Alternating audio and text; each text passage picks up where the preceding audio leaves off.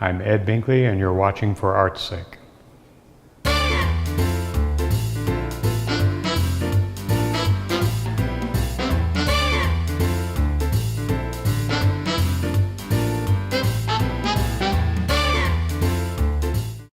Hi, my name is Liza Winnett, and I'm an illustration and graphic design instructor here at Parkland College. And I just want to take a couple of minutes to introduce the show that's currently hanging in the Goertz Gallery, the Art of Illustration. It was a joy to curate this show. Our goal was to bring together 10 illustrators from around the world whose work was of exceptional quality, remarkable craftsmanship, and had an individual voice. I think the show turned out very successful. Each illustrator contributed 6 works, and those are hanging on the wall in our gallery. Other items that they contributed were things like books, in packaging, and even motion design videos that we have displayed here on the iPads.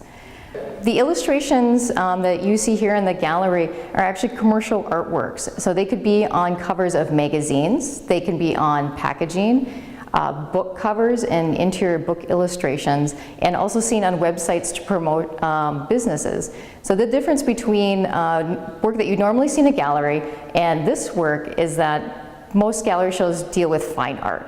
So it's art for personal expression. It's about the artist's voice and what they feel inside or commentary on the world around them. Commercial art's a little bit different. It's artwork created for a client, usually for monetary gain for that client and also the illustrator. To see these on the walls is pretty unique. But by bringing this artwork into a gallery environment, we can appreciate this work in the quiet of a gallery with lots of space, and we have the opportunity to contemplate on these works as if they were fine artwork, which we don't usually get a chance to do that while shopping around and going about our daily lives because it's just so hectic. We might get like a second or two to actually appreciate that. A lot of these, like for Bill Mayer's work, these are on the cover of Newsweek, and they're representing an article inside of that magazine. So it does have to communicate a story, give you an idea what you're in for, lure the reader into the story. A curator is considered an expert in the field of the theme of the exhibit.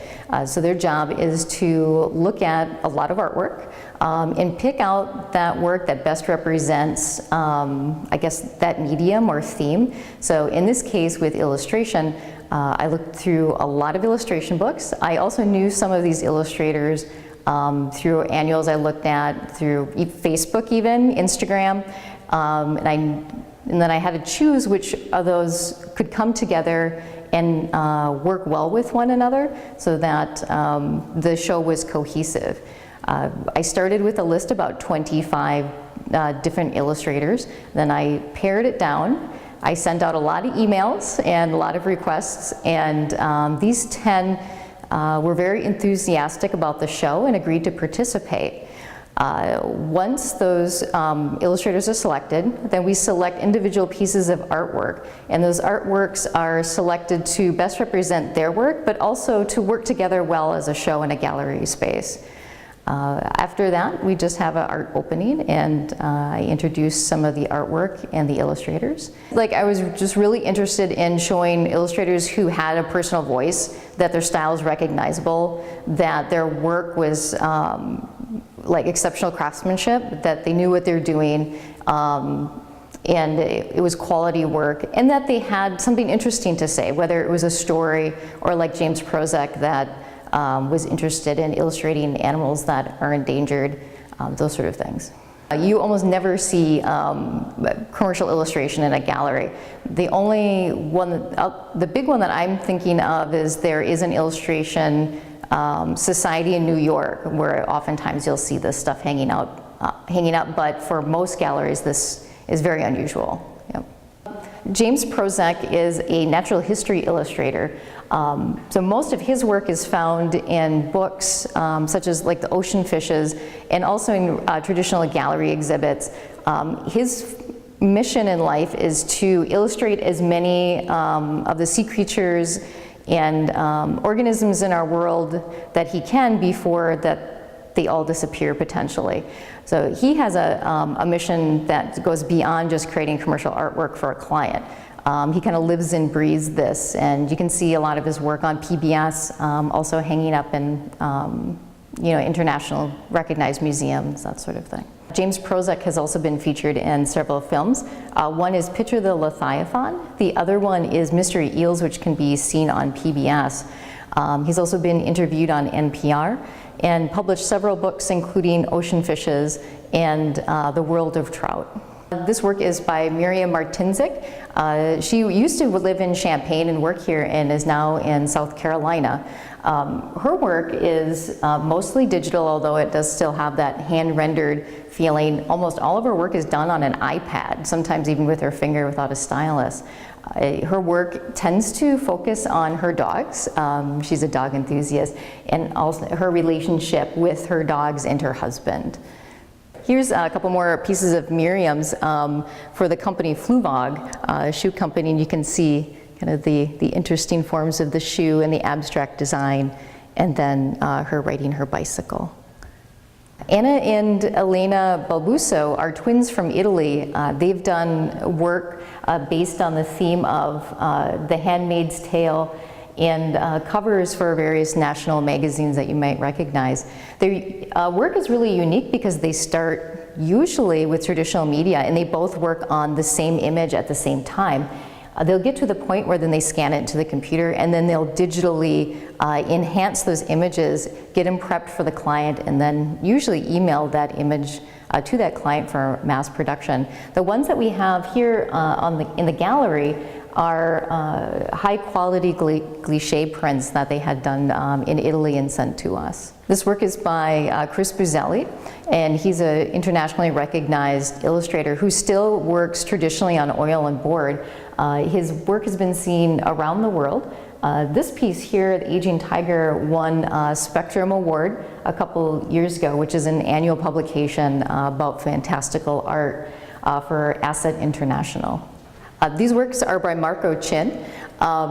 He is both an illustrator, a fashion designer, and does patterns, and a book illustrator. So the work that you see here is mostly done digitally, although sometimes he does start traditionally. A few of these have won national awards, and along with these works on the wall, we also have a few of his coloring books that he sells through Amazon and retail stores.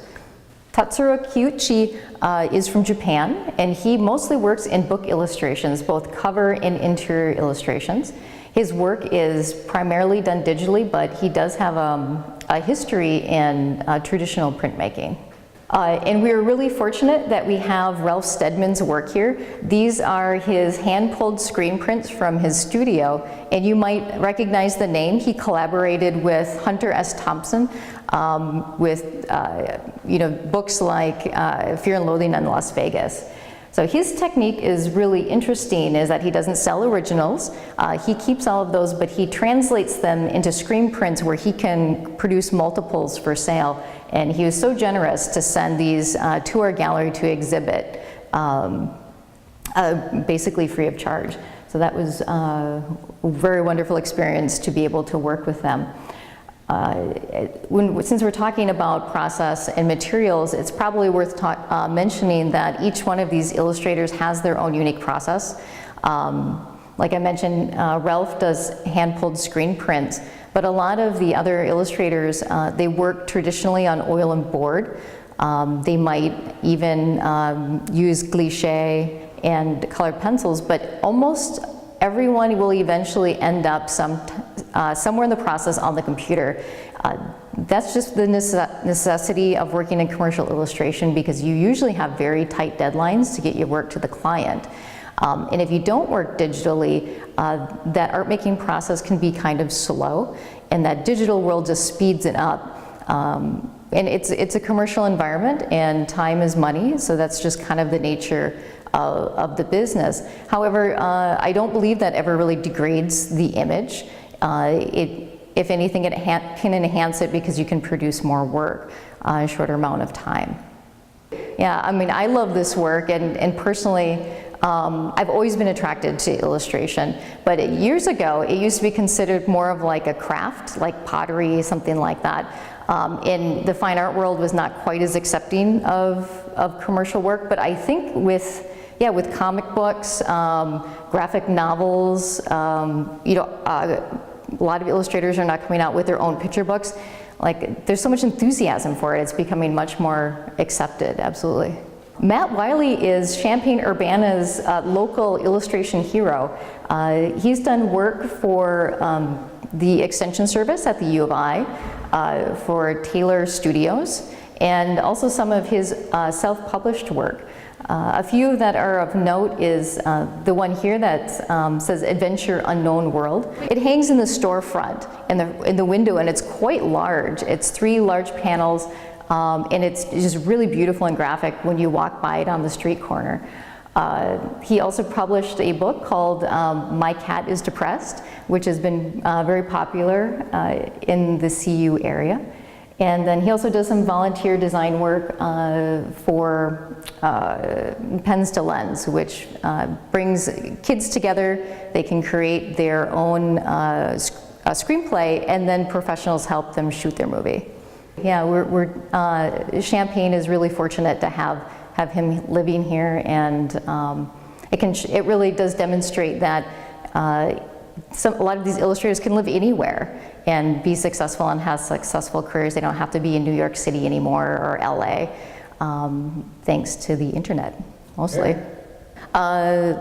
Ed Binkley is an illustrator who's featured quite often in Spectrum magazine and has won quite a few awards over the last year. He teaches in Wisconsin, and we're really delighted to have him in the show.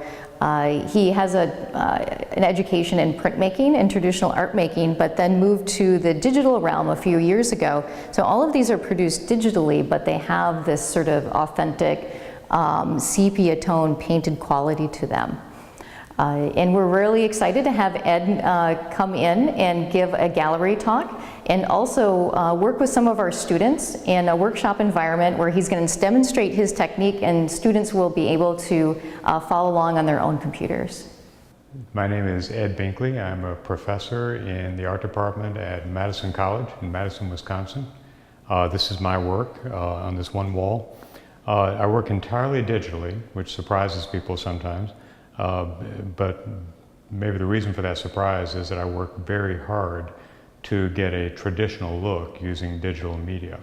These images are all created in Photoshop using a Wacom digitizing tablet, a drawing tablet attached to the computer. And in college, I was an intaglio major, a copperplate etching major. And that look, the look of the copper plate and that whole etching process, is still a big part of my work, and I've learned to mimic that look digitally, mimic that look in Photoshop.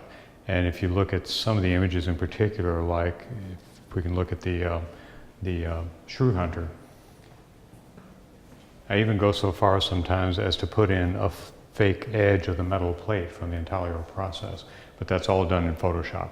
It's all fakery in Photoshop. The imagery that I create, I refer to it as medieval fantasy, and comes from sometimes stories that I read for commissions and freelance work. Obviously, the narrative is dictated for me, and I have to follow that. But for my own work, and 3 of these images up here are just my own. They were not freelance or commissioned. For my own work, frequently I'll start an image and start drawing, and the narrative sort of reveals itself to me, and the drawing ends up telling me what to do.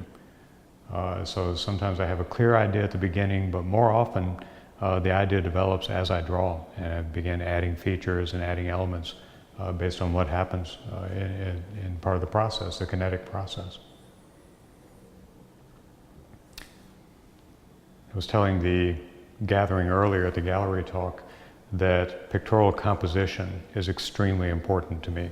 And it's part of what I teach at the college, the idea of designing the rectangle in order to enhance the viewer's experience when they see the work. For example, I use framing devices frequently, and this image of the dragon has several framing devices in it. Number 1, the diagonals across the corners, and then the sort of large parenthesis shape created by the shapes of the trees. And you'll see that corner marking, corner diagonal in a lot of the other images. And the intention of a framing device is to give the viewer something to look through. If you think of a matted and framed piece on the wall, it gives the viewer something to look through in order to then focus on the narrative itself, the purpose of the illustration itself. I play around a lot with contrast. High contrast areas tend to draw attention. In the Geppetto image next to it, Geppetto and Pinocchio are both very light value structure, lighter lights and darks, against a deliberately very dark semicircle behind them. And that creates more interest also, draws attention.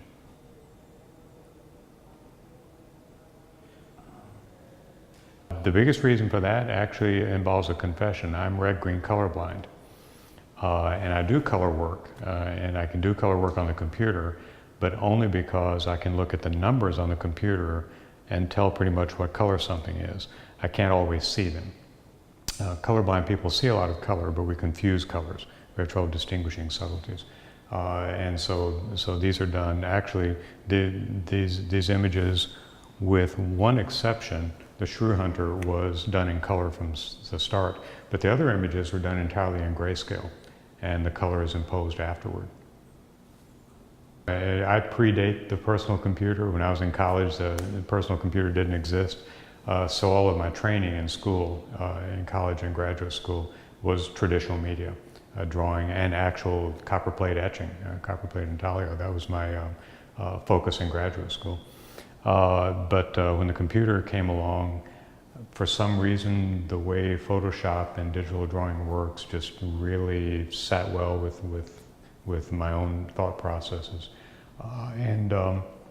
Another huge advantage to working digitally is that I'm really not scared to try anything because I know I can try it without damaging the image. And that was never true doing traditional drawing and printmaking. So I've become a lot more bold since I started working digitally and a lot more experimental. And a lot of those experiments fail, and they simply go in the digital trash bin, and I try again.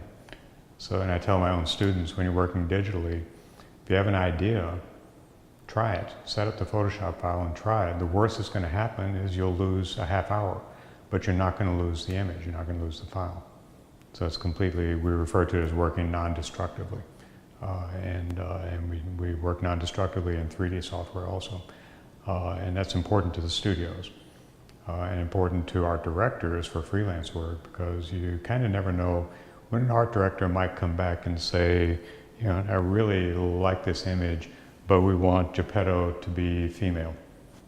You know, you get sort of out of the blue direction like that sometimes. And if you're working digitally, that's not a bad correction. But traditionally, if I were doing this in traditional media, it would mean starting over. It would mean a redo. The larger, more complex images, I almost always start with a compositional sketch, usually a small sketch, and I'm doing pure abstract design at that point. You know, I may decide, for example, early on, I may decide that I want this archway, and then I want the two characters facing each other in this moment of astonishment, but I really don't know much beyond that. So I start, and it's really a design challenge more than a drawing challenge at that point. And as I refine the composition and start firming up specific objects that are going to be in there, then I go to my standard drawing technique on the computer, which is I just about always start with, for every object and every character, with a solid black silhouette. So every single object in here started as a black silhouette, and then I draw lighter values on top of that. I draw grays and whites on top of that. I didn't invent that technique. It's a Renaissance technique. It was called heightened drawing, where artists would draw with white media, white chalk, or white pencil on dark paper, on tone paper. And I simply transferred that to digital. I think it accounts for, and people tell me, when they see my work, they tell me that to them the objects really look three-dimensional. And I think that's probably the reason for that, is because when I draw, I'm actually lifting the object off the page instead of traditional drawing dark media on white paper, in which all you can do pretty much is push back.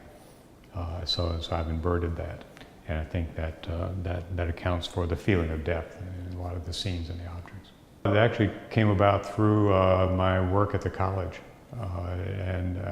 Years ago, when I first started teaching college, I taught in the graphic design program at Madison College, and then I had the opportunity, about 6 or 7 years into that, I had the opportunity to become involved. What my dean said, I would like you to become involved in a new animation program, 3D animation program we're creating. And so I went home and talked to my wife and said, "Are you okay with this?" And she said, "Sure." So I went back the next morning and told the dean, "Yeah, I think I'd like to be involved in this." And he said, "Great." And he shoved a big stack of paper across his desk, and I became the program chair at that point. So that was my involvement in it. And from there, I got to know a lot of people in the local game studios, the game development studios in Madison. Raven Software is there as an Activision studio. Human Head Studios is there, Filament Games. And getting involved with those people began to get me involved professionally in doing a different kind of illustration and concept work than I was used to before. The software is constantly being updated, and that can be a struggle, especially in the complex 3D software. I and my colleagues spend a lot of time studying still, even this late in my career. I still spend a lot of time doing tutorials and studying, just trying to keep up with the tech. In terms of Photoshop and the 2D work that I do, Photoshop to me, it just keeps getting better, just keeps getting more glorious every upgrade, every version of it. And like I said, I predate the computer. I remember when it was just Photoshop. No version numbers, no layers, nothing like that. And we still thought at the time it was miraculous, even though all you could do was like take a highlight out of an eyeball in a photograph or something. And we thought it was wonderful. And had no idea what it was going to become later. And now it's become probably the premier digital illustration program out there. It's just incredible what it will do. And we try to convey that to our students. We try to convey to young students an appreciation of this software, especially in comparison to what they can't remember, which was not having it at all. It's just miraculous. So it's a struggle sometimes to keep up with the tech, but still it's fascinating to me, constantly fascinating.